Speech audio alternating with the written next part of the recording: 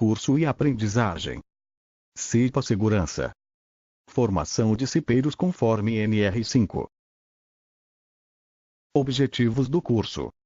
Este curso é dirigido a todos os profissionais que participam ou irão participar da CIPA e necessitam ser treinados ou retreinados. Durante este curso iremos aprender todo o conteúdo da NR5, legislação trabalhista e previdenciária, formação e estrutura da CIPA, tipos de riscos de saúde e segurança ocupacional, AIDS, etc. Como identificar dos riscos nos processos de trabalho, elaborar mapas de risco, planos de trabalho que possibilitem ações preventivas ou corretivas na solução de problemas de segurança e saúde no trabalho. Como implementar e controlar de medidas prevencionistas, bem como avaliar as ações prioritárias a serem realizadas nos locais de trabalho.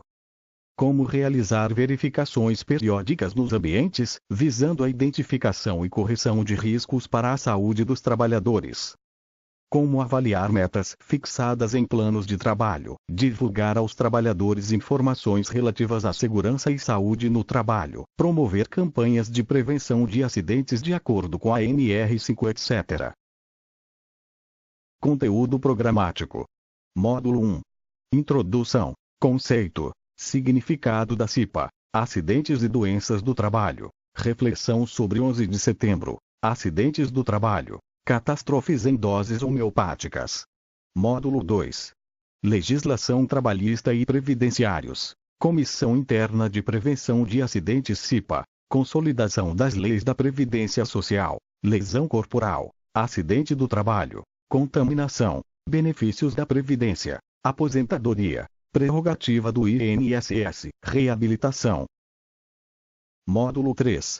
NR5 Organização, Constituição, atribuições da CIPA e funcionamento, treinamento, processo eleitoral, NR5 contratantes e contratados, plano de trabalho, dimensionamento.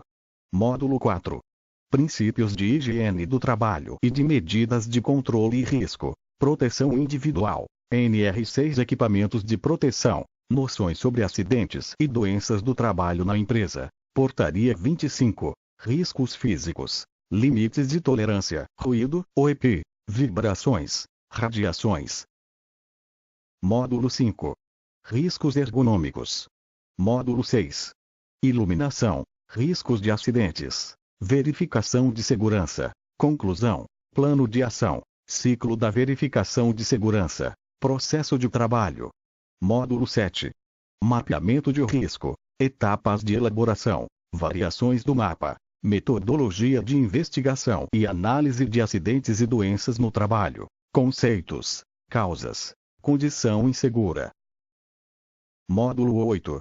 Investigação e análise de acidentes, passos a serem seguidos, causas e consequências de acidentes, medidas preventivas, estatísticas, taxa de frequência. Módulo 9. AIDS e medidas de prevenção, convivência com portadores do HIV, acidentes e contaminação, como inativar o vírus da AIDS, transmissão ocupacional da doença. Módulo 1. Introdução, conceito, significado da CIPA, acidentes e doenças do trabalho, reflexão sobre 11 de setembro, acidentes do trabalho, catástrofes em doses homeopáticas. Introdução. A CIPA tem como objetivo a prevenção de acidentes e doenças decorrentes do trabalho, de modo a tornar compatível permanentemente o trabalho com a preservação da vida e a promoção da saúde do trabalhador.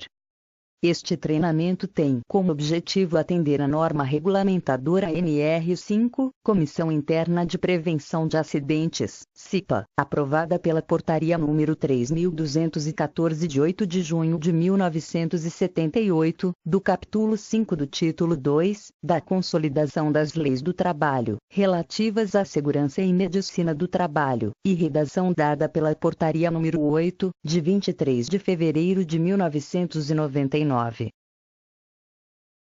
Não se sabe ao certo quando o homem começou a se preocupar com os acidentes e doenças relacionadas com o trabalho. mas com a Revolução Industrial ocorrida na Inglaterra, no final do século XVIII, e com o aparecimento das máquinas de tecelagem, movidas a vapor, que a ocorrência de acidentes aumentou. A produção, que antes era artesanal e doméstica, passa a ser realizada em fábricas mal ventiladas, com ruídos altíssimos e em máquinas sem proteção. Mulheres, homens e principalmente crianças foram as grandes vítimas. A primeira legislação no campo da proteção ao trabalhador, Lei das Fábricas, surgiu na Inglaterra em 1833, determinando limites de idade mínima e jornada de trabalho. Em 1921, a OIT, Organização Internacional do Trabalho, organizou uma comissão para pesquisar a situação da segurança e da higiene do trabalho nas empresas dos países a ela afiliados. Como parte das conclusões dessa pesquisa, a comissão propôs que fossem criados comitês de segurança do trabalho que teriam atribuições voltadas à prevenção de acidentes nas empresas.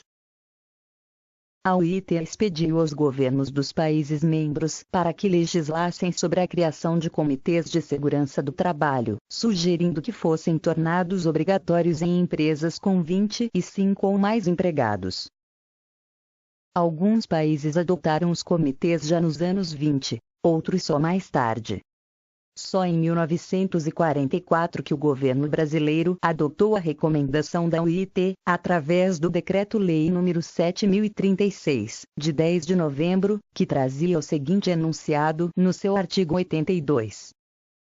Artigo 82. Os empregadores, cujo número de empregados seja superior a 100, deverão providenciar à organização, em seus estabelecimentos, de comissões internas com representantes dos empregados, para fim de estimular o interesse pelas questões de prevenção de acidentes, apresentar sugestões quanto à orientação e fiscalização das medidas de proteção ao trabalhador, realizar palestras ilustrativas, propor a instituição de concursos e prêmios e adotar outras providências tendentes a educar o empregado na prática de prevenir acidentes.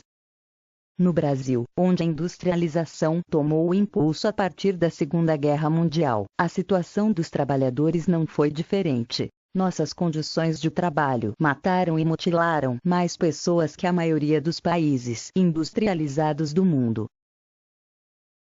Quando da divulgação das primeiras estatísticas de acidentes do trabalho pelo então Instituto Nacional de Previdência Social, INPS, tem-se conhecimento da gravidade da situação da segurança do trabalho no Brasil. Para grupo de 1 milhão de segurados, 16,75% de trabalhadores acidentados no ano de 1970. Diante desses dados, uma série de medidas foi tomada para tentar reverter a situação, dentre elas, ressaltamos: obrigatoriedade da existência de serviços de medicina do trabalho e engenharia de segurança nas empresas, 1972. Das alterações que ocorreram no texto original, a mais importante foi introduzida pela Lei nº 6.514 de 22/12 de 77, que assegurou a garantia provisória de emprego ao titular da representação dos empregados na CIPA. A evolução institucional da CIPA tem demonstrado que pode ser de grande utilidade na prevenção dos acidentes do trabalho, não tanto pela sua existência institucional, mas pelo interesse das empresas e pela dedicação de seus membros junto aos empregados, visando a segurança de todos. Amplo programa de formação de profissionais nas áreas de segurança e medicina do trabalho. Desenvolvimento de programas de orientação à prevenção de acidentes e de formação de cipeiros, obrigatória a partir de 1978. E, mais recentemente, o aparecimento de um empresariado progressista, com uma visão prevencionista que associa a qualidade de produtos e serviços à qualidade de vida do trabalhador. Esta medida tem colaborado para a redução do número de acidentes e doenças do trabalho, oficialmente divulgado. Porém, a complexidade das questões relativas ao registro de acidentes e doenças profissionais torna difícil precisar o índice dessa redução, pois uma quantidade muito grande de trabalhadores não é registrada e, portanto, seus acidentes e doenças não são comunicados ao INSS e à Unidade Descentralizada do Ministério do Trabalho e Emprego. Diante da persistência de elevados índices de acidentes de trabalho, com grandes perdas humanas e econômicas, surge o Mapa de Riscos Ambientais, o PPRA Programa de Prevenção de Riscos Ambientais e o PCMSO Programa de Controle Médico e Saúde Ocupacional e em fevereiro de 1999, a Portaria 8, modificando a redação NR5, Comissão Interna de Prevenção de Acidentes, CIPA. Estes instrumentos representam a busca do comprometimento e envolvimento dos empresários e dos trabalhadores na solução de um problema que interessa a todos superar. Conceito: o significado da CIPA, Comissão Interna de Prevenção de Acidentes. Comissão: grupo de pessoas que se reúnem para tratar de um determinado assunto, onde seus objetivos estejam sempre em primeiro plano. A comissão tem a participação do empregador e dos empregados na prevenção de acidentes. Interna: seu campo de atuação está restrito à própria empresa. Prevenção: define claramente o papel da CIPA. É sua meta principal. Prevenção significa prever antes que venha a ocorrer. É a atuação do cipeiro quando se depara com alguma situação de risco capaz de provocar um acidente. Acidente: qualquer ocorrência inesperada que interfere no andamento normal do trabalho, causando danos materiais, perda de tempo ou lesão à pessoa. Conceito: os acidentes e doenças do trabalho. Os acidentes e doenças do trabalho constituem no Brasil um grave problema de saúde pública. A redução da capacidade de produção de uma empresa em consequência de acidentes e doenças do trabalho, talvez seja um dos maiores problemas para a produtividade, não só em nosso país, como em todo o mundo. Se esse aspecto econômico é importante, talvez não seja o mais grave. Antes de tudo existe o lado humano da questão, pois o acidentado, além do trauma físico, sofre prejuízos pessoais, financeiros e sociais. Apesar de todo o processo de desenvolvimento ocorrido até os dias de hoje, o acidente com o ser humano ainda é uma questão concreta, que traz sequelas tanto para a vítima e as pessoas que a cercam quanto para a sociedade. Infelizmente, por questões culturais e educacionais, ainda é comum aceitarmos o acidente como um fato inevitável, até mesmo predestinado. Poucas pessoas compreendem ou valorizam a importância da prevenção de acidentes e doenças, embora, na maioria dos casos, verifica-se que teria sido possível prevenir o acidente, mediante providências adequadas, tomadas antes da sua ocorrência. Diante de algumas questões, muitas vezes costumamos aguardar que o problema se manifeste para tomar as providências cabíveis com maior clareza e segurança. Mas, quando se trata de acidentes, a correção nem sempre é possível, pois um único episódio pode provocar uma lesão irreversível ou até mesmo ser fatal.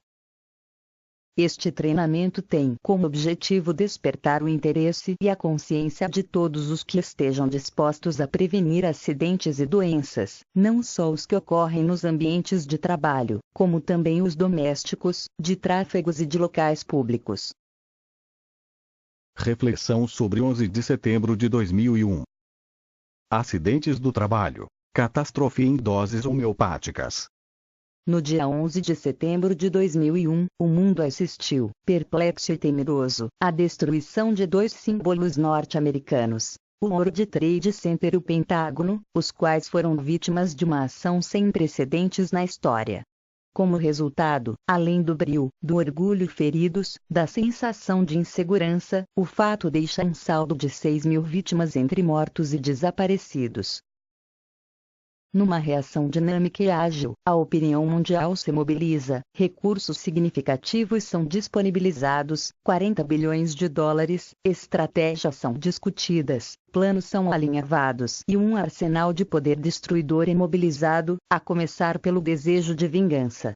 É o início da caça aos culpados, é a marcha e a luta contra o terror que se estabelece. É preocupante e incertas consequências desse desdobramento, pois pode decorrer daí o início do fim do planeta e, no mínimo, o início do calvário e do sofrimento de outras tantas vítimas.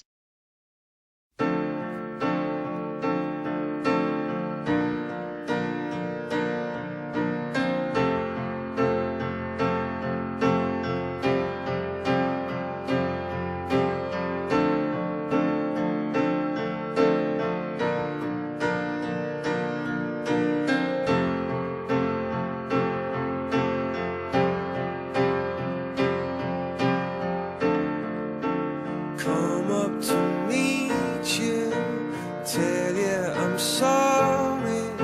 You don't know how lovely you are. I had to find you, tell you I need you, tell you I set you apart. Tell me your secrets and ask me your questions. Now let's go back to the start. Running in circles, coming in tails, heads on the sides apart. Nobody said it was easy. It's such a shame for us to part. Nobody said it was easy. No one ever said it would be this hard. Oh, take me back to the start.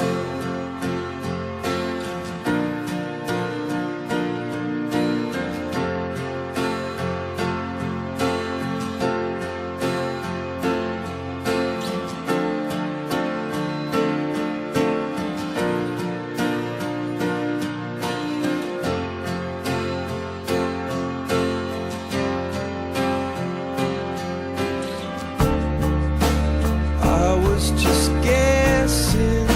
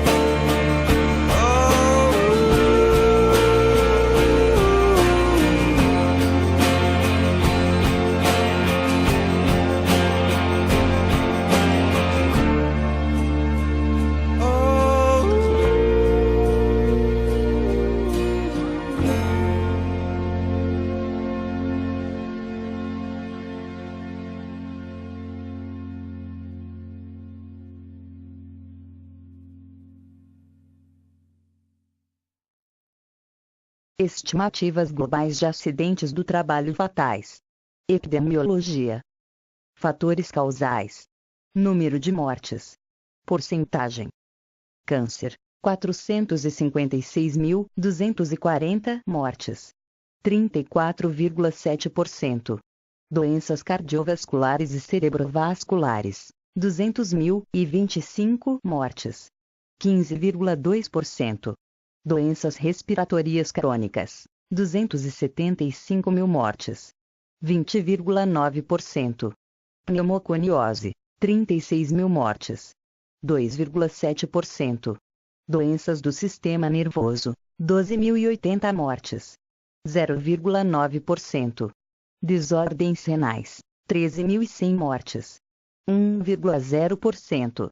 Subtotal, 980.365 mortes. 74,5%. Lesões, 334.870 mortes. 25,5%. Total de mortes, 1.315.235 mortes. 100,0%. Será que o objetivo do trabalho é deixar um saldo dessa magnitude de sofrimento, por parte das famílias dos desaventurados, que tiveram a infelicidade de perecer, enquanto conquistavam a sua manutenção e a sua sobrevivência?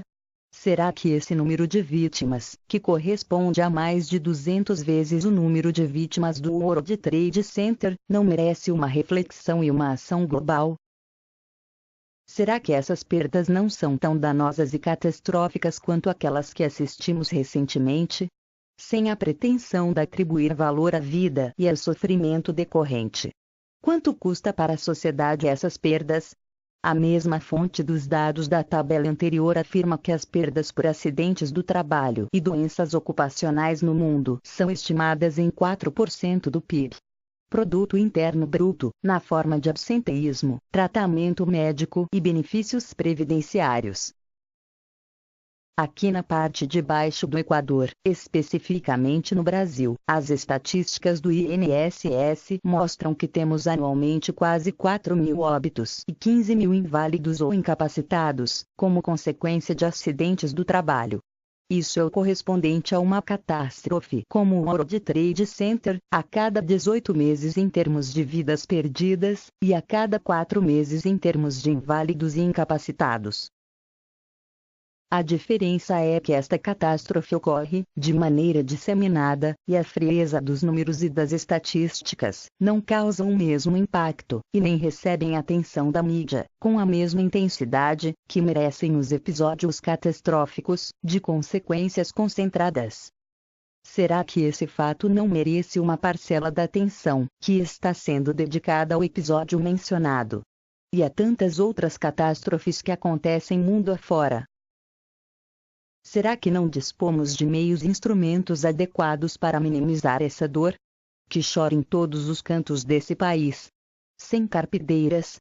Sem honrarias. Sem a cobertura da mídia. Sem manchetes de jornais. Sem shows beneficentes de arrecadação de fundos. De auxílio às famílias das vítimas. Sem coalizões e alianças internacionais. Mas que tem o mesmo efeito do episódio que nos deixou estarrecidos no dia 11 de setembro e que tanto repudiamos. Façamos um exercício aritmético, e vamos contabilizar o quanto se pode fazer com o equivalente a 4% do PIB brasileiro, que pode ser uma das medidas da perda por acidentes e doenças do trabalho no país. São 400 milhões de reais, anualmente. Quanto se pode fazer pela educação? Pela moradia, pela saúde pública, pelo saneamento, pela diminuição da miséria e da pobreza, pelo combate à subnutrição, pelo combate à fome. Campanhas, movimentos, greves, medidas de cunho estratégico, político e econômico são noticiadas, ações são iniciadas por parte de setores organizados da sociedade na briga pela ampliação da oportunidade de trabalho e pela garantia do emprego.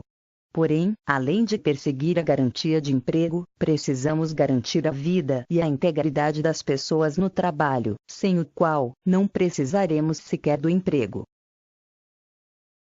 Fim do módulo 1.